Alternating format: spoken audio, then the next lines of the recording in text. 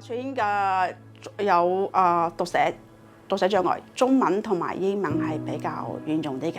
寫完即係作完份卷出嚟同我講，我寫咗120個字，我話哇，好犀利喎！唔好理佢有冇分先，起碼肯寫字，唔會之前嗰份卷真係白晒嘅，佢自己打交叉㗎，唔做。呢個係真係好開心嘅。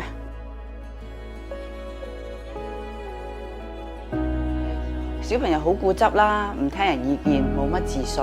2年前嘅我比較頑皮啦，同埋唔做功課，淨係中意玩自己中意嘅嘢咯。佢比較內斂啦、慢熱啦、怕醜嘅，唔講嘢嗰啲人嚟嘅。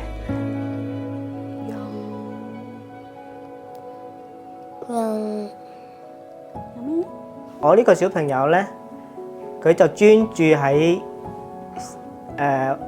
畫畫啊、創作嗰方面嘅，但係對嗰啲學習呢，佢就有少少即係爭少少咯。以前嘅我冇乜朋友，冇乜自信，唔係好開心。有一次語文班咧，有一個小朋友咧就同我講：啊，彭姑娘，我其實讀寫障礙㗎，我都冇用啦，我有時都想開個窗跳落去。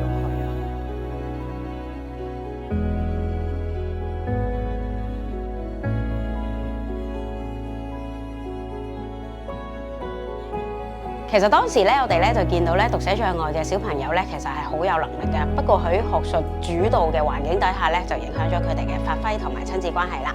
咁所以咧，我哋其實就想做一個全面啲又長期啲嘅服務，等佢哋咧都可以即係有一啲嘅支援俾小朋友啦，同時亦都支援埋佢哋嘅家長，等佢哋咧都可以咧發光嘅。我姐咧係咁感情事。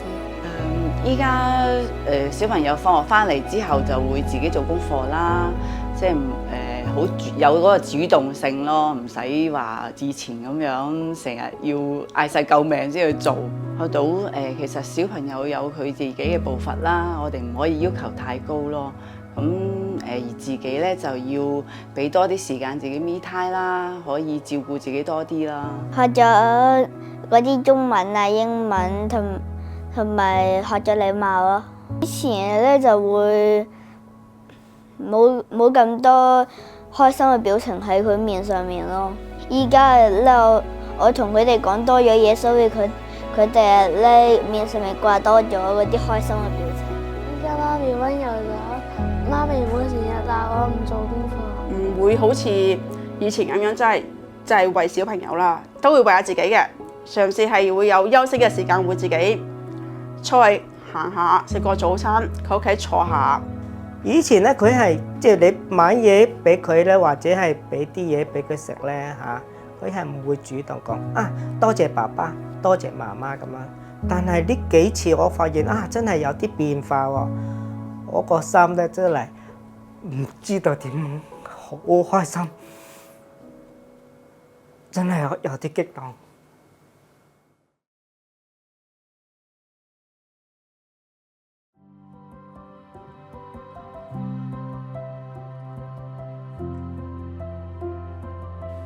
Hello， 我係文哥，10年前參加過呢個計劃嘅。